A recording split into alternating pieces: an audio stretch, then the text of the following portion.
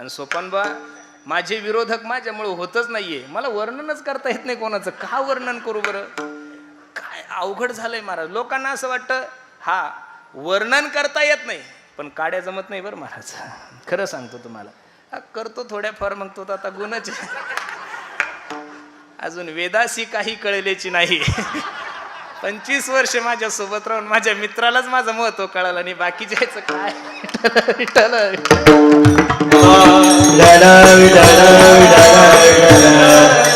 एक नंबर हलकट माणूस असू दे, रक्षावया अवतार घेशी आपुल्या पाळीशी भक्तजन अंबऋषीसाठी जन्म सोशियले दुष्ट निर्दाळिले किती एक. ज्या ज्या वेळेस या धर्मावर ग्लानी येते, ज्या ज्या वेळेस या धर्मावर संकट येतं, त्या त्यावेळेस जगाचा मालक अवतार घेतो.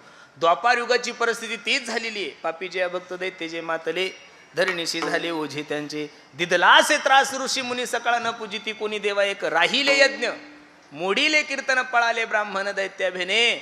सगळे देवता रडायला लागले. ब्रह्मदेवाकडे गेले, ब्रह्मदेवा अहो राक्षसांच्या भीतीने ब्राह्मण देवता यज्ञ करत नाहीये. राक्षसांच्या भीतीने महाराज लोकांनी कीर्तन भजन टाळं बंद केले, मंदिराला कुलप लावले. काहीतरी पर्याय काढला पाहिजेत, मार्ग काढला पाहिजेत. ब्रह्मदेव म्हणले हे खातं माझ्याकडे, आपण भगवान विष्णूंकडे जाऊ. सर्व मंडळी एकत्रित झाले, सगळे मंडळी भगवान विष्णूंकडे गेले आणि भगवान विष्णूंची स्तुती सुरू केली. बसणारी मंडळी, तुम्हाला एक सांगू, माणसाला जर आपलं काम चांगलं करून घ्यायचं असेल ना, त्याने एक गुण नेहमी चांगला ठेवावा, गध्याला सुद्धा बाबूराव म्हणायचं शिका. आणि सोपानबा माझे विरोधक माझ्यामुळे होतच नाहीये, मला वर्णनच करता येत नाही कोणाचं, का वर्णन करू बरं, काय अवघड झालंय महाराज. लोकांना असं वाटतं हा वर्णन करता येत नाही पण काड्या जमत नाही बरं महाराज. खरं सांगतो तुम्हाला, करतो थोड्याफार, मग तो आता गुणच अजून वेदासी काही कळलेची नाही. 25 वर्ष माझ्या सोबत राहून माझ्या मित्रालाच माझं महत्व कळालं आणि बाकीच्याचं काय.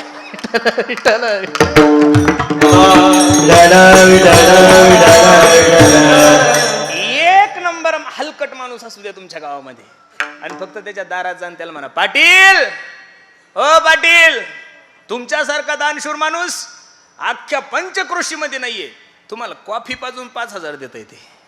मग मला एवढंच सांगायचं, याच तोंडानं तुम्हाला चांगलं बोलायचं आणि याच तोंडानं तुम्हाला काय बोलायचं, वाईट बोलायचं. मग होईल तोपर्यंत चांगलंही बोला, थोडंही बोला, खरंही बोला. साच आणि मितुले आणि शब्द जैसे कल्लोळ मधुरावानी ओ